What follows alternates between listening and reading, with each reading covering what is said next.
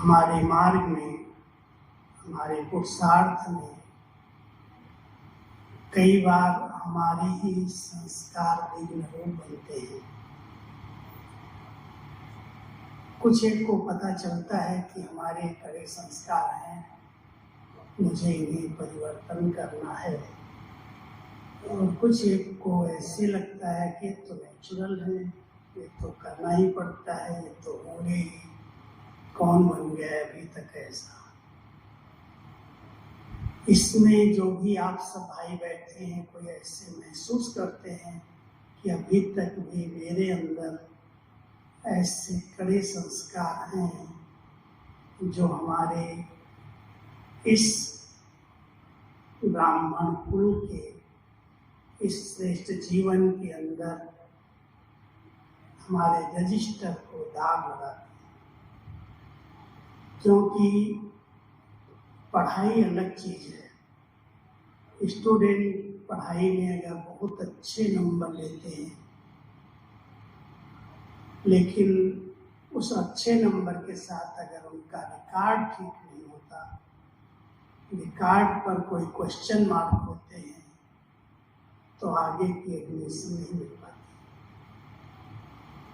हम सब अपने रिकॉर्ड को चेक करें, देखें, महसूस करें, क्या मेरा रिकॉर्ड मेरे किसी कड़े संस्कार ने खराब तो नहीं किया है, दाग तो नहीं लगा दिया उस रजिस्टर में। तो जो महसूस करते हो सच्चे दिल से बाबा को सामने रख करके कि अभी मुझे कड़े संस्कारों का परिवर्तन करना है, वहां तो था। समझ रहे हैं ना कड़े संस्कार कौन से हैं? क्योंकि अच्छा संग, अच्छा वातावरण, अच्छा भोजन और हमारी बाबा की पालना, दादियों की, बड़ों की, निमित्त की पालना, उसके आधार से वो संस्कार दब जाते हैं, छिप जाते हैं, लेकिन समाप्त नहीं होते। कहीं न कहीं वो अपना रूप दिखा देते हैं, चाहे बोलचाल में आ जाते हैं, चाहे दृष्टिवृत्ति में आ जाते हैं, कभी कर्म में भी आ जाते हैं। ऐसे कड़े संस्कारों को अगर महसूस कर लिया, क्योंकि मुक्ति की युक्ति तो यही है, शुरुआत यहाँ से ही होती है कि पहले तो समझ चाहिए कि ये संस्कार मेरे इस पुरुषार्थ के मार्ग में विघ्न है, जो मुझे योग लगाने नहीं देता, मुझे उस हल्केपन का, उस खुशी का, उस संगम के अतीन्द्रिय सुख का अनुभव करने नहीं देता, जो हमें संगठन में सबका स्नेही सहयोगी बनने नहीं देता। बाबा की मुरली हमें समझ देती। समझ बहुत जरूरी है कि रॉन्ग क्या है, राइट क्या है, क्या होना चाहिए, क्या नहीं होना चाहिए। और मैं समझता हूँ ऐसा कोई भी बाबा का बच्चा नहीं है तो ये न समझता हो कि ये संस्कार ठीक है, ये नहीं है। सब समझते हैं, लेकिन जब परिवर्तन करने की बात आती है तो मुझे बदलना है, उसकी बजाय हम दूसरों को देखते हैं। वो तो बदले कुछ, फिर मैं भी बदल जाऊं। यहाँ आज की इस तपस्या वृद्धि में आप सभी एक संकल्प करना कि मुझे खुद को बदलना है, और मेरे अंदर ऐसे जो संस्कार हैं बाबा ने बताए हैं, 5 विकारों को हमने बाह्य रूप में जीता हुआ है, लेकिन आंतरिक उनके सूक्ष्म रूप जो हैं वो कहीं न कहीं अंदर अंदर परेशान करते हैं, वो भी बड़े संस्कार हैं। क्योंकि जब से देह अभिमान शुरू हुआ तो देह मन के प्रवेश होते ही सबसे पहले काम विकार ने वार किया। काम महाशत्रु है। बाबा कितनी बार कहते हैं, हमने ब्रह्मचर्य व्रत को अपनाया, पवित्रता का व्रत लिया, लेकिन सूक्ष्म में विकारों को जीतने में, उस कड़े संस्कार को खत्म करने में बहुत युद्ध है, मेहनत लगती है। कई हैं जो बहुत डिस्टर्ब रहते हैं अंदर अंदर, ऊपर से दिखाते हैं हम बड़े अच्छे योगी हैं, लेकिन अंदर से जैसे वो विकार सताते हैं। समय पर बुद्धि इतनी भ्रमित हो जाती है, उत्तेजित हो जाती है, जो न चाहते हुए भी वो क्रिमिनल ख्यालात चलते। कभी कभी कोई न कोई अवज्ञाएं भी हो जाती। इसलिए सबसे पहले तो हम सबको बाबा ने कहा है, तुम बाबा के बच्चे शीतल काया वाले योगी हो। हर एक को ये चेक करना है, हमारे अंदर कोई भी उत्तेजना तो नहीं है। एक है उत्तेजना आवेग के रूप में दिखाई देती, दूसरी उत्तेजना आवेश के रूप में दिखाई देती। 1 मिनट में कुवचन निकलेगा, गाली निकल जाएगी, गुस्सा आ जाएगा, कभी कभी कहीं कहीं हाथ भी चल जाएंगे, चेहरा लाल पीला एकदम तनावग्रस्त। कहीं न कहीं आप देखेंगे कि क्रोध कितनी अनेक प्रकार की बीमारियां पैदा कर रहा है। उसके कारण ब्लड गर्म होता, आर्टरी ब्लॉक हो जाती, हार्ट की बीमारियां, पैरालाइज जैसी बीमारियां, ब्रेन डैमेज हो जाता। एक क्रोध ऊपर से तो हम कह लेते हैं हमने जीत लिया, लेकिन अंदर से उत्तेजनाएं, आवेश शांत हुआ है या कड़ा संस्कार अंदर अंदर परेशान करता है। हम सब इस बात को बहुत महीनता से, गहराई से चेक करें, क्योंकि जब मैं बाबा के घर में आया, कई सेवाएं ऐसी होती हैं, उन सेवाओं के कारण अंदर अंदर बराबर अगर समय पर नींद नहीं मिलती, समय पर कोई साधन या सुविधाएं या सहयोग नहीं मिलता, तो भले हम ऊपर से गुस्सा करें या न करें, लेकिन अंदर अंदर चिड़चिड़े हो जाते। वो चिड़चिड़ापन कहीं न कहीं अंदर की खुशी को गायब कर देता, संबंधों में दूरियां बढ़ जाती, कहीं कोई अपशब्द भी निकल जाते। इसलिए हम सबको इन कड़े संस्कारों को पहले समझने की जरूरत है। ये है मेरे अंदर जेलसी है, छोटी छोटी बातों में इसको इतना सम्मान मिलता है, इसको चांस मिलता, इसको आगे बढ़ाया जाता, मेरे को नहीं पूछा जाता। उसका बहुत सूक्ष्म संस्कार। काम विकार जलाता है, सताता है, क्रोध जलाता है, लोभ भटकाता है, मोह फंसाता है और अहंकार तो लटका देता है। अगर थोड़ी सी भी सेवाएं अच्छी कर लेते, कोई डिपार्टमेंट मिल जाती, इंचार्ज बन जाते, तो हमारी गुलजार दादी बड़ी हंसी में क्लास कराती थी, ये टेबल साफ करने वाला भी समझता मैं इंचार्ज हूँ। रिस्पेक्ट से बात ही नहीं करता, हर एक को डांट से ही बात करता है, गुस्से से बात करता। पता नहीं कौन सा अहंकार आ गया, डिपार्टमेंट मिल गई, कोई सेवा का चांस मिल गया, तो दादी कहती थी अगर इंचार्ज बन गए तो चार्ज भरनी पड़ेगी, ध्यान दो। हम सब जहाँ जहाँ रिट्रीट सेंटर्स हैं, बड़े सेंटर्स हैं, वहाँ पर डिपार्टमेंट की इंचार्ज होते हैं। मधुबन में भी डिपार्टमेंट की इंचार्ज है। छोटे सेंटर में तो सब करना पड़ता है, कोई इंचार्ज होता ही नहीं, चाहे जो कार्य है सब करेंगे मिल करके। लेकिन जो बड़े स्थानों पर रहते हैं वो एक छोटा डिपार्टमेंट लेकर के इंचार्ज के रूप में रहते हैं। और आजकल एक फैशन हो गया है, यहाँ भी मैं देखता, दूसरी जगह के भी समाचार सुनता, जो सेवाधारी आते हैं उनसे काम कराते और खुद नहीं करते, बॉस बन करके रहते हैं, उन पर आर्डर करते हैं जैसे हमें नौकर मिल गए। बहुत टेंशन देना। बाबा के यज्ञ में हम सब सेवा के लिए समर्पित हुए। हमें गोल्डन चांस मिला कि बाबा के कार्य में मैं अपनी हड्डियों को लगाऊं, सफल करूं। मुझे आज तक ये रहता है कि अगर मैंने बाबा के घर से इतनी पालना ली है, मिल रही है, हर प्रकार की सुविधाएं उपलब्ध बाबा ने कराई हैं, तो मैं कम से कम 8-10 घंटा तो बाबा के घर की सेवा करूं।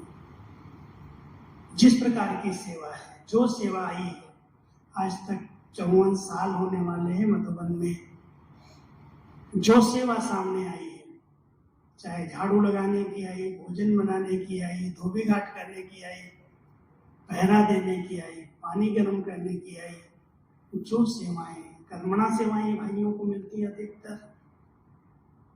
लेकिन धीरे धीरे जब सेवाओं का विस्तार होता है, सेवाएं बढ़ती हैं, तो योग्यताओं के अनुसार उनको फिर सेवा मिल जाती है। ध्यान देना, बहुत प्यार से बाबा ने हमें संभाला है और हम सबको उस पालना का रिटर्न करना है। और रिटर्न हम तभी कर सकेंगे जब हमारे संस्कार बड़े प्योर शुद्ध होंगे। शुद्ध संस्कारों के आधार से ही हम बाबा के कार्य में सफल हो सकते हैं, सहयोगी बन सकते हैं। इसलिए 4 बातें मैं आपके सामने रखता हूँ। पहली है समझ, जो बाबा ने हमें दी है, क्लासेज में भी मिलती है, मुरली के द्वारा भी मिलती है।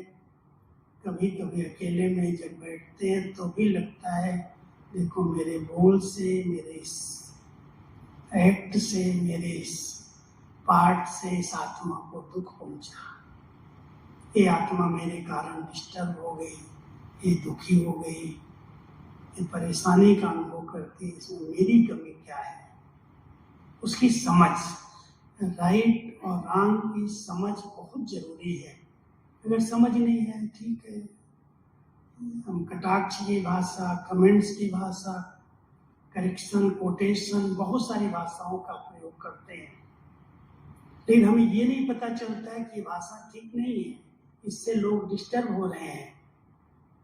हम तो बोल दिया, हमारे तो आदत बनी हुई है, लेकिन उस बोल से उस आत्मा की गति क्या हो गई, उसकी स्थिति बिगड़ गई। अगर हमारे बोल किसी की स्थिति को ऊपर से नीचे ले आए तो भी एक हिंसा हो गई। इसलिए सब ध्यान देना, पहले अपने को बहुत ज्ञानवाना समझदार बनाना है। समझ, मेरी दृष्टि कैसी है, मेरी वृत्तियां कैसी हैं, मेरे बोल कैसे हैं, मेरा व्यवहार कैसा है। अगर इस पर हम सब ध्यान दें तो बाबा ने हमारी दृष्टि बहुत शुद्ध, पवित्र, निर्मल बनाई है। कैसे भी संस्कार थे बाबा ने अपनाया, अपना करके कहा, बच्चे तुम योग की अग्नि जलाओ, तपस्या करो, संस्कार चेंज हो जाएंगे। बहुत उम्मीदें रखी बाबा ने, बच्चे मैंने तुम्हें देवता बनाया था और मैं तुम्हें ही बनाऊंगा, दूसरे तो बनने वाले नहीं है। लेकिन वो देवताई नेचर जो थी, देवताई संस्कार जो थे, वो तुम्हें अपनाने हैं, और नहीं है तो उसके लिए आप कुछ तो तपस्या करो। तो पहली समझ, दूसरी महसूसता। महसूसता बहुत काम करती। महसूस नहीं करे व्यक्ति, मैं रांग हूं, मुझे बदलना है, दूसरे पर बहुत ध्यान जाता है लेकिन अपने पर बहुत कम जाता है। जब हम एकांत में बैठते हैं तो महसूस होता है कि मुझे इस संस्कार को खत्म करना, परिवर्तन करना है। ये मेरा देवताई संस्कार, दिव्यता संपन्न संस्कार नहीं है। अब महसूस तो कर लिया लेकिन खत्म कैसे? युक्ति क्या है उसकी? उसकी युक्ति है तपस्या। और तपस्या माना ये नहीं है कि आप जाकर के कोई कोने में बैठ जाओ। बाबा ने हमें हठ क्रियाएं नहीं सिखाई है, हमें तपस्या बहुत सहज रूप में बताई कि तपस्या का अर्थ है दृढ़ता संपन्न संकल्प। चुकी हो जाए, अच्छा मेरी से गलती हो गई है, अब मैं इस गलती को रिपीट होने नहीं दूंगा, ऐसी प्रतिज्ञा कर लेना। कई बार आप लोगों ने सुना होगा, कई बार दादियां कहती थी मम्मा मम्मा कैसे बन गई। इतनी दादियां जो उनसे बड़ी थी, लेकिन मम्मा ने नंबर 1 कैसे लिया?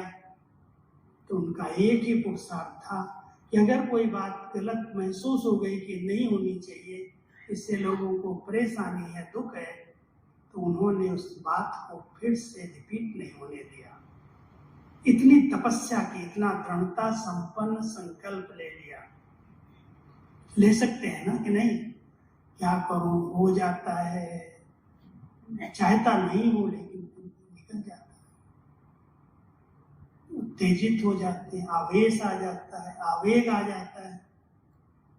आखिर कब हम इन संस्कारों को चेंज करेंगे?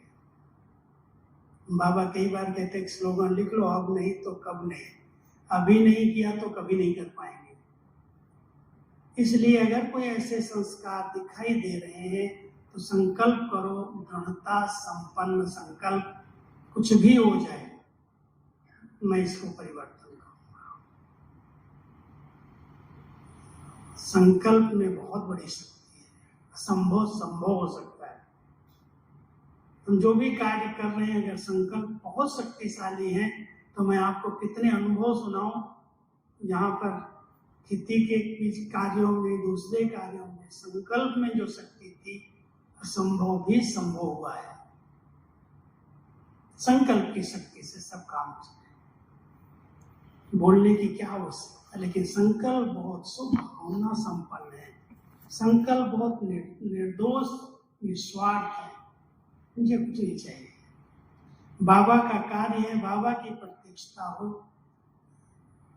बाबा को लोग पहचाने। अगर हमारे संकल्प में बहुत दृढ़ता है तो असंभव भी संभव हुआ है। 4200 का TDS हमारे खेत में, हमने कहा कुछ भी हो जाए, हमें यहाँ आलू लेनी है, हमें सब्जी लेनी है, करो योग सभी चलो। और आज केवल 1400-1500 TDS बचा, और इतनी अच्छी आलू निकली जो बात मत पूछो, सब्जियों पर आ रही सब्जी। संकल्प शक्ति, ये संस्कारों को भी आप दृढ़ता के संकल्प से परिवर्तन कर सकते हो, और वो दृढ़ता ही तपस्या है। और दूसरा है तपस्या का एक अर्थ जो बाबा ने बड़े सरल शब्दों में कहा है, बच्चे वैराग्य वृत्ति धारण करो। जब तक कोई को वैराग्य नहीं आता तब तक त्याग नहीं होता, छूटती नहीं वो चीजें। वैराग्य आता तो 1 सेकंड में छोड़ देता। लोगों ने अपना घर छोड़ा, अपनी राजाई छोड़ी, अपना परिवार छोड़ा, केवल वैराग्य आया, बस संन्यास ले लिया। हम सब भी तभी इन संस्कारों को जी सकते हैं जब आंतरिक रूप से वैराग्य आए, ये ब्राह्मण जीवन में दाग है, मुझे इस बात में नहीं जाना है। जिस रास्ते से हमने मुंह मोड़ लिया उधर हमें घूम करके फिर नहीं देखना है, कुछ भी सहन करना पड़े। और तीसरी तपस्या है एक बाबा दूसरा न कोई। मुझे बाबा का बन के रहना है, बाबा की आज्ञाओं पर चलना है, एक बाबा को ही देखना है, किसी भी व्यक्ति विशेष को नहीं। कोई कुछ भी कहे, कुछ भी करे, ये ऐसे करता, वो ऐसे करता, यहाँ ऐसे होता, वहां ऐसे होता, दुनिया भर की बातें लोगों ने नोट करके अपने पास रखी है। कभी कोई बात सुनाना चाहो, उनको करेक्शन करना चाहो, तो सीधा ही कहेंगे मधुबन भी कर दो, उनको कर दो, उनको कर दो। सुनने के लिए भी तैयार नहीं होते।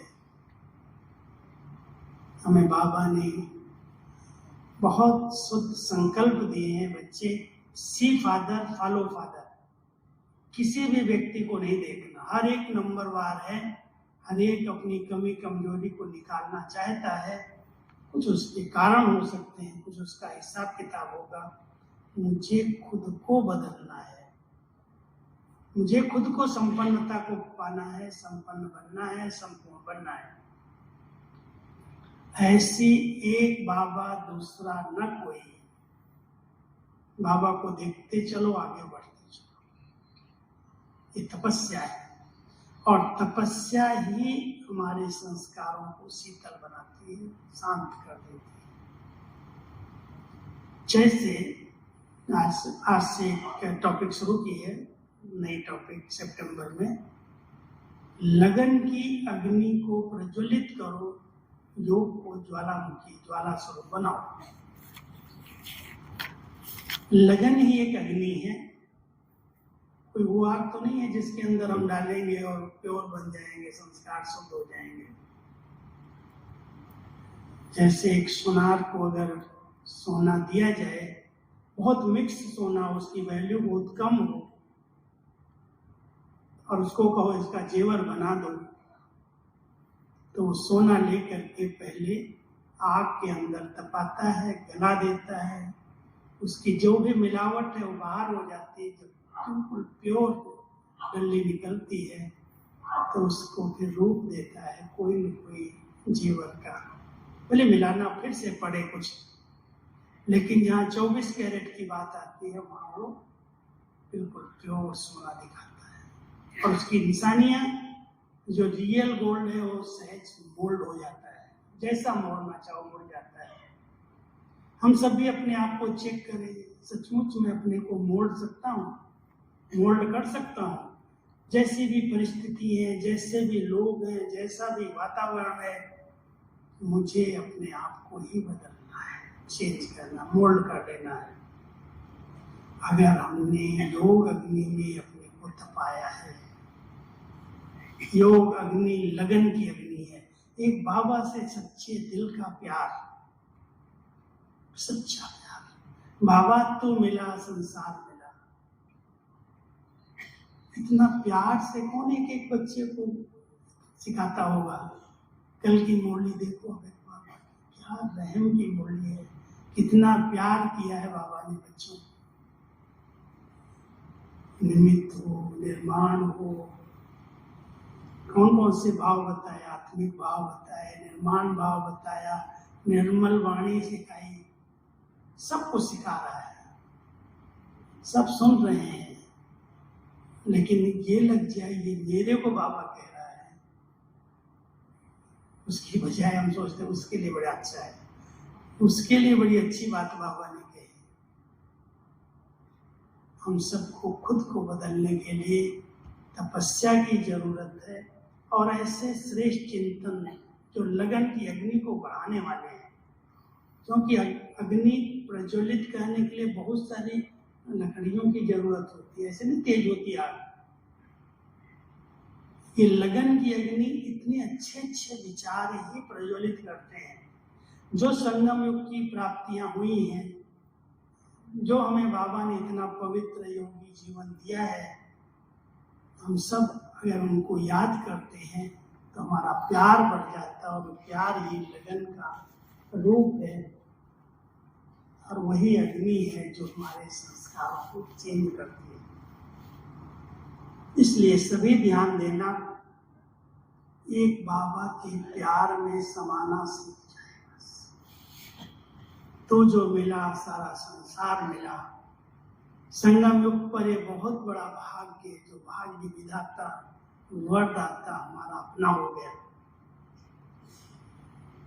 कैसे अमृत वेले उठाता है, कितना प्यार से पढ़ाता है, हर समय साथ निभाता है, हर पल साथ रहता है, अलग होता ही नहीं। कोई जुदा कर ही नहीं सकता, लेकिन उनके साथ रहता है जो समान रहते हैं, जो स्नेह में समाये रहते हैं। इसलिए हम सब बाबा के साथ स्नेह में समाये रहें, लगन की अग्नि को प्रज्वलित करें, योग एकाग्र चित्त होकर बाबा के याद में खो जाए, समा जाए, संस्कार अपने आप शुद्ध होते जाए, पवित्र होते जाए।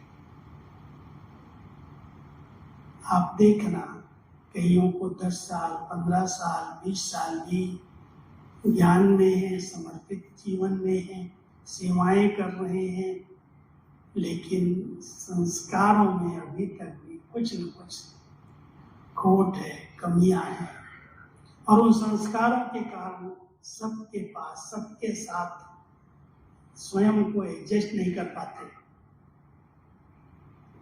उनके साथ चलना बड़ा मुश्किल है। इनकी ऐसी नेचर, दूसरों की देखेंगे, अपनी नेचर पर ध्यान नहीं जाएगा। मेरे 2 चिंतन चलते हैं, एक है नेचुरल नेचर। नेचुरल नेचर है जिस परिवार में हमारा जन्म हुआ, जो हमें पालना मिली, जिस प्रकार का संग मिला, जिस प्रकार की पढ़ाई मिली, जो वातावरण मिला, उससे हमारी आदतें बनी, जिसको हम नेचर कहते हैं, स्वभाव बन गए। और कितना भी अच्छे परिवार में आ जाओ, कितने अच्छी पालना मिले, कितने अच्छे स्थान पर रखो, लेकिन वो जो आदत बनी हुई है कहीं न कहीं गंदगी करने की, कहीं न कहीं कुछ करने की, बड़ी मुश्किल है उस आदत को चेंज करना। अगर ऐसे छोटे घरों में जन्म होता है जहाँ पर ठीक पालना नहीं मिलती बच्चों को, अगर घर में किसी दूसरे स्थान पर, अच्छे स्थान पर भेज दो, तो उनका बैठना, उनका खाना, उनका व्यवहार ऐसे वही रहता है जो पहले था। उस नेचर को चेंज करने में उनको बहुत मेहनत लगती है। पीके बनने के बाद भी वो देवताई नेचर इमर्ज ही नहीं होती। कितनी रॉयल्टी होनी चाहिए, कितनी प्योरिटी होनी चाहिए, कैसा वायुमंडल होना चाहिए। आप देखो पर्सनैलिटी क्या है, रॉयल्टी क्या है, वो देवताई लक्षण कहाँ तक आए हैं। लेकिन संस्कार जो बने, वो बने हैं हमारे कर्मों से। जो कर्म हमने बार बार कर लिए, पहले संकल्प में आया, फिर बोले, कर्म बोल में आए, फिर कर्म में आ गए, और जो कर्म बार बार किए गए वो कड़े संस्कार बन गए, ऐसे नेचुरल हो गए। अब उनको खत्म करना चाहो थोड़े समय के पुरुषार्थ में, तो जगदीश भाई बड़ी एक रमणीक क्लास कराते थे, सुना होगा कोई ने। जगदीश भाई कहते थे, संस्कार तो ऐसे हैं जैसे कुत्ते की पूंछ, टेढ़ी की टेढ़ी। एक व्यक्ति ने सोचा इस पूंछ को मैं सीधा करके दिखा दूं, तो उसने एक पाइप में पूंछ डाल दी। भाई पाइप में डालेंगे 2-4 महीना रहेगी तो अपने आप सीधी हो जाएगी, लेकिन जब 2-3-4 महीना रखने के बाद फिर से पाइप हटाई गई तो पूंछ वैसी जरा भी सीधी नहीं हुई। तो कई बार हम इस पाइप में तो आ गए, ब्राह्मण तो बन गए, पढ़े हुए हैं, चल रहे हैं, खा रहे हैं, पी रहे हैं, सेवाएं कर रहे हैं, लेकिन वो पूंछ सीधी नहीं होती। वैसे के वैसे बोलना, वैसे ही रब-डब व्यवहार करना, कहीं न कहीं संस्कार दिखाई देते हैं, प्रकट हो जाते। कई सोचते हैं हमारा संस्कार तो चेंज हो गए ना। जैसे कोई बीज हो ना, आप बीज को बहुत अच्छी तरह से कोठरी के अंदर छिप करके किसी मटके में, किसी भूसे के अंदर रख दो, भाई हमारा बीज तो बिल्कुल सेफ है, उसमें अभी अंकुर नहीं निकलेगा। लेकिन वो बीज जब बाहर आता है, जब थोड़ी हवा मिलती है, पानी मिलता है, मिट्टी मिलती है, तो फिर से उसमें अंकुर निकल जाता है। ऐसे ही हम अच्छे वातावरण में, अच्छे संगठन में, अच्छी पालना में पढ़ रहे हैं, पता नहीं चलता है कि मेरे अंदर एक काम का भी संस्कार है, क्रोध का भी है, लोभ का भी है, बहुत सारे ईर्ष्या, द्वेष, नफरत, अनुमान, घृणा, इतने सारे संस्कार पोटली के अंदर बंधे हुए हैं। और जब देखो तब छोटी छोटी बातों के, जब वायुमंडल मिला मान लो कोई ने मेरी बात नहीं समझी, मेरी बात नहीं सुनी, मेरे अनुसार नहीं हुआ, बस वो संस्कार बाहर आ गया, दिखाई देता है क्या इतना पुरुषार्थ किया, कितना समय मेहनत किया। मम्मा की एक बात मुझे बहुत अच्छी लगती है, बार बार मैं कहता हूँ। मम्मा कहती थी बाबा के बच्चे बड़े समझदार हैं, बहुत मेहनती हैं, बहुत पुरुषार्थी हैं। महिमा करती थी कि रोज अमृत वेले उठते हैं, रोज मुरली सुनते हैं, सेवाएं करते हैं, बहुत अच्छा पुरुषार्थ करते हैं, ब्रह्मा भोजन खाते हैं, एक एक बात पर अटेंशन देते हैं।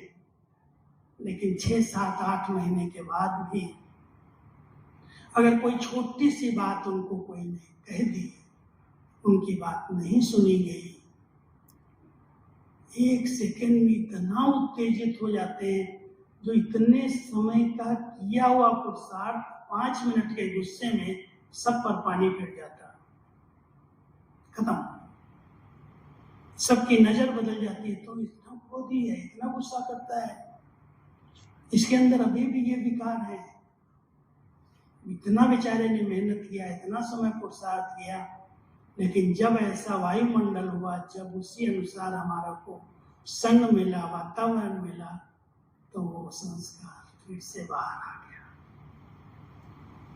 वैसे भी कहते हैं संस्कार तो अनादि अविनाशी है, आत्मा अविनाशी है, तो उसका संस्कार नहीं। लेकिन जो उसके अंदर अशुद्धियां मिक्स हुई बॉडी कॉन्शियस के कारण, उन अशुद्धियों को खत्म करना है। योग अग्नि में अशुद्धियां खत्म हो जाए, बाकी शुद्ध संस्कार तो धारण कर रहे हैं, दैवी संस्कार तो हम धारण कर रहे हैं, उनको तो अपना रहे हैं। वो हमारे अनादि संस्कार, आदि संस्कार, कभी मर्ज करके देखो, जब हम देवता होंगे, आज देखो राजाएं आए हमारे घर में, उनकी रॉयल्टी देखो, उनका बोलना, उनका चलना, उनका ड्रेस, राजा ही नहीं है अभी, लेकिन अभी भी उनको राजाई घराना चलता है, उसी अनुसार उस सम्मान में वो रहते हैं, हम राजा हैं, किसी के आगे हाथ नहीं फैलाते, बहुत ऊंची रॉयल्टी, पर्सनैलिटी दिखाई देती है। और बाबा तो हमें कहते हैं तुमको मैं राजाओं का राजा बनाता हूँ, विश्व महाराजन बनाने के लिए आया हूँ, और बनने का समय केवल यही है, बाद में तो समय नहीं है। तो बनने के समय हम सब कितना रॉयल्टी को अपनाया है, हमारी दृष्टि, हमारी वृत्तियाँ, हमारा बोलना, हमारा चलना, हमारा व्यवहार, हमारा भोजन करने का तरीका, क्या उसके अंदर सचमुच वो दिव्यता दिखाई देती है? वो दिव्यता, अलौकिकता, रूहानियत मेरे जीवन में कहाँ तक आई है? आप सच्चे एकांत में बैठो, सचमुच रूहानियत है या अभी भी वही रमणीकता, वही हंसी मजाक, जो आया बोल दिया, बाह्यमुखता की आदतें, इससे बोला उससे बोला, कोई से मिल गए तो उसकी कहानी पूछने लगे, जन्म पत्री पूछने लगे, लेना देना क्या है भाई? लेकिन आदत बनी हुई, वो संस्कार बन गए हैं, हंसी मजाक के संस्कार हैं, इधर उधर कुछ न कुछ हेरा फेरी के संस्कार हैं। जब तक हमने महसूस नहीं किया और संकल्प से, दृढ़ता संपन्न संकल्प से तपस्या नहीं की, तब तक वो चेंज नहीं होता। जब ये संकल्प आएगा मरेंगे मिटेंगे लेकिन इधर नहीं झुकेंगे, इस संस्कार को आने नहीं देंगे, तो संस्कार चेंज हो जाएगा। उसके लिए सहन करना पड़ता है, उसके लिए सामना करना पड़ता है, उसके लिए कुछ छोड़ना पड़ता है, त्याग करना पड़ता है। चारों बातें, समझ, महसूसता, उसके बाद तपस्या, और तपस्या के बाद जो शक्तियां जरूरत है उनको समय पर प्रयोग करना। कई जगह पर सहन करना पड़ता है, कई जगह मरना पड़ता है। जो कभी किसी के आगे झुके नहीं उनको झुकना पड़ता है। हम कहाँ तक झुकेंगे? हमें ही झुकना है क्या? ये कल की आई हुई लड़की मुझे झुकाना चाहती, अभिमान जागृत हो जाता है। ये अभिमान तो छूटता ही नहीं है, पूंछ की तरह चलता है। जैसे जब हनुमान ने की पूंछ में आग लगी तब लंका जली, ऐसे ही इस पूंछ को अगर आग नहीं लगाई तो लंका जलेगी नहीं, दुनिया बदलेगी नहीं। ये अभिमान की पूंछ बहुत खतरनाक है। अंगद ने तो उस पूंछ का आसन बना करके सोमान में बैठ गया, लेकिन हनुमान की पूंछ को आग लगानी पड़ी, तब वो लंका जलाई। हम सब भी अपनी अहम भाव की पूंछ को चेक करें। बुद्धि का अभिमान, पढ़ाई का अभिमान, योग्यताओं का अभिमान, विशेषताओं का अभिमान, बहुत मैं अंदर अंदर बैठा हुआ है, अहम भाव, और उसके कारण जरा भी झुकना नहीं आता। दादी हमेशा कहती थी, अरे बच्चे कोई भी बात है हार मान लो, सॉरी कर लो, हारमोनी हो जाएगी, एक हो जाओगे। लेकिन क्या मजाल है मैं झुक जाऊं? मैं क्यों झुकूं? मैं गलत थोड़ी हूं, ये गलत है, इसको झुकना चाहिए। कहाँ कहाँ टकराव हो रहे हैं, कहाँ कहाँ मन मुटाव हो रहे हैं, कहाँ हमारे यज्ञ के आगे विघ्न बन रहे हैं, कहीं स्टूडेंट डिस्टर्ब हो रहे हैं। सब चेक करो। मुझे ही चेंज होना है, दूसरा कोई नहीं होगा। हम बदलेंगे, जग बदलेगा। स्व परिवर्तन से विश्व परिवर्तन है। बाकी ये बदल जाएगा तो मैं बदल जाऊंगा, ये सोचना भी रंग है। इसलिए सब बाबा के बच्चों को वर्तमान समय बहुत गहराई से अपने को चेक करना, हमेशा एक ध्यान रखना कि हम सब बाबा के घर में योगी बच्चे, सहज योगी, राजयोगी बनकर आए हैं। मेरे एक एक इंद्रिय शीतल सरल हो जाए, बस किसी भी प्रकार के किसी इंद्रिय में उत्तेजना ना आए। शीतल काया वाले योगी, योगी वो हैं जिनके अंग अंग शीतल और सुगंधित हैं। योगी वो हैं जो निंदा, स्तुति, जय, पराजय, मान, हानि, दुख, सुख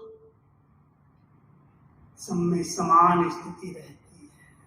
इसने मेरा मान नहीं किया, मेरे को ठीक बात नहीं किया, मैं पढ़ा हूँ, मैं अनुभवी हूँ, मैं पुराना हूँ, इतना अहंकार रहता है।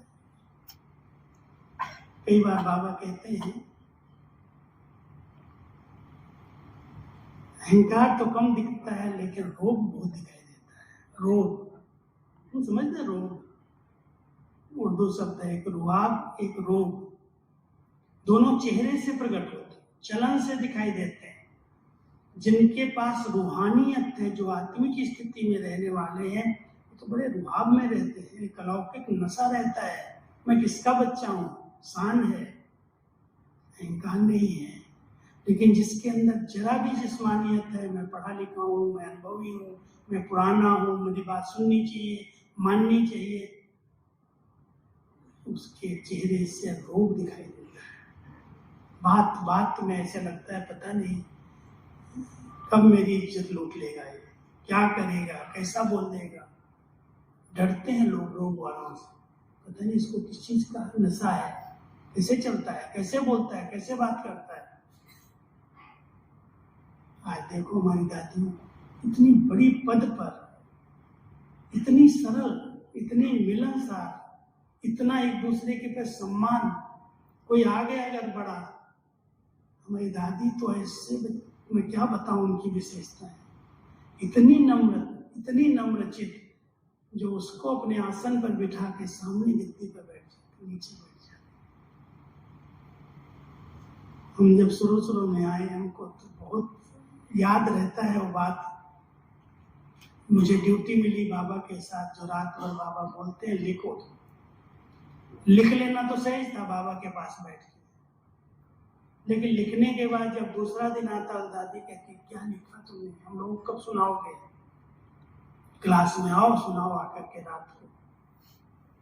अब हिस्ट्री हॉल में क्लास के अंदर कोई कुर्सी नहीं, केवल गद्दी दो, एक मम्मा की एक बाबा की दो गद्दियां थी, और गद्दी पर बैठ के ही मुरली दादी सुनाती थी, सब हम नीचे से पट में बैठते थे।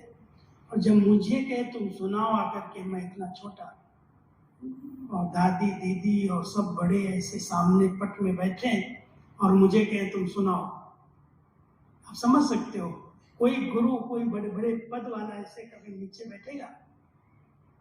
कितनी नम्रता, कितनी निर्माणता, जरा भी ये नहीं मैं हेडू, ये कल का आया हुआ छोकरा, ये मुझे क्लास करा रहा है, मुझे सुना रहा है, नहीं, तुम सीख जाओगे, सीख। इतना मात्र स्नेह दिया, इतना अपने से आगे करके सब बातों को सिखाया। इतनी सरल चित्त, इतनी नम्र चित्त, इतनी मिलनसार, हर एक को हाथ जोड़ के सम्मान देना। अगर हमने सामने से ओम शांति नहीं किया तो सामने से घूम करके आके गए। मैं तो शुरू में इतना लज्जित हुआ था। एक बार एक मेले में हम गए, पहला मेला हुआ था रामलीला का, दिल्ली में रामलीला ग्राउंड में 72 में लास्ट में। तो हमें सबको जाने का चांस मिला मधुबन से, और सबको सेवाएं मिली थी खूब, मधुबन वालों को भी बहुत काम मिले थे। लेकिन हम तो नए नए आए थे मधुबन में, देखने गए, हमारा ध्यान नहीं गया, दादी भी चक्कर लगा रही है, तो हम थोड़ा आगे थे और दादी पीछे से आके और सामने खड़ी हो गई आके कि राजू ओम शांति है। मैं तो इतना लज्जित हुआ, मेरा दादी इतनी बड़ी हेड संस्था की और इतना झुक करके मेरे से ओम शांति। आप समझ सकते हैं इन दादियों को कोई अहम था क्या, कोई पद का, पोस्ट का, कितना नम्र चित्त होकर के इतनी बड़े परिवार को पालना, किसी चीज का अहंकार नहीं, साथ में बिठा लेना, साथ में खिलाना, सब बातों को पूछना, बहुत सरलता, बहुत नम्रता। इस आधार से आज यज्ञ हमारा निर्विघ्न रहा है। हम सब भी किस बात का अहंकार रखें, हमारे पास बहनें हैं, सेंटर्स हैं जहाँ से आप सब आए हैं, बेचारे इतनी पढ़ी लिखी नहीं है, इतनी योग्य नहीं है, लेकिन बाबा ने जिस सीट पर उन्हें बिठाया वो तो बहुत ऊंची सीट है। सीट को भी सलाम किया जाता है, सीट को नमस्कार किया जाता है। कैसे भी भगवान की सीट पर बैठी हो, हमें बाबा ने कहा इनके तुम साथी हो, इनको संभालने वाले हो। हमेशा कहा बहनों को गाइड बनाओ, तुम गार्ड बनो। वो गाइड है तुम्हारे लिए, आगे हैं, तुम आगे आ जाओगे तुमको डंडे खड़े करेंगे। बहुत नम्रता से, छोटी है तो क्या, बाबा ने इनको इतना सम्मान दिया है, इनको आगे बिठाया है, इनको सीट पर बिठाया है। कैसे भी बाबा सिखाएगा, बाबा इनसे बोलेगा। एक कहानी मैं सुनाता हूँ कभी कभी। कहते एक गांव का चरवाहा होता ना, जो भेड़ी चलाता है, गाय चराने जाता है, बहुत भोला सीधा गांव का एक ग्वाला, जिसको कुछ नहीं आता था, पढ़ा लिखा बिल्कुल नहीं था, लेकिन जब गाय बैल लेकर के जाता है चराने के लिए तो एक टीले पर ऐसे ऊंचाई पर बैठ जाता, और बैठते हुए इतना विद्वान बन जाता, जो उसके आगे लाइन लगती लोगों को राय लेने वालों की, पूछने के लिए क्या करना क्या नहीं, और बहुत अच्छे अच्छे निर्णय देता। तो लोगों को लगा ये क्या है इसके अंदर चमत्कार, यहाँ आकर के बैठता है तो ये बुद्धि इतनी तेज विशाल बुद्धि से निर्णय लेता है, और जब नीचे उतर के गांव में आता तो बुद्धि को कुछ भी पता नहीं।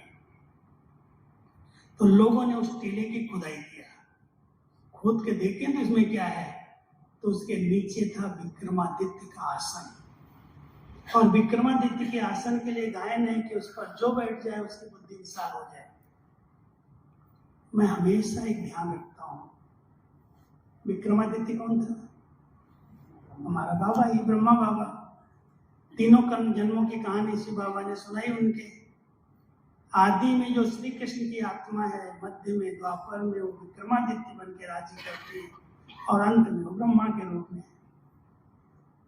तो ये जो गद्दी है ये विक्रमादित्य का आसन है, ये ब्रह्मा का आसन है, और इस आसन पर कोई भी बैठ गया उसको मुझे नमस्ते करना, मुझे सलाम करना, मुझे उसको आदर करना है, क्योंकि उसकी बुद्धि जो कहेगी हो जाएगा, जैसा भी कहेगी, बाबा उसके पीछे है। इतने सम्मान दे करके हमें निर्माण बनना पड़ता है, झुकना है, अपने को झुकाना है।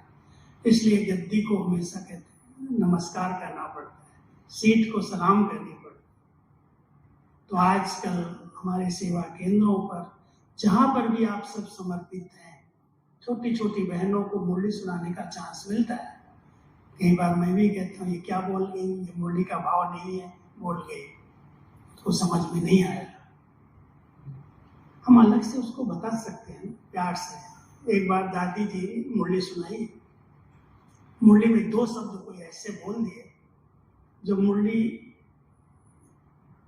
माना बोलने में थोड़ा सा अंतर था, जो बाबा चाहता था उसके अलावा था।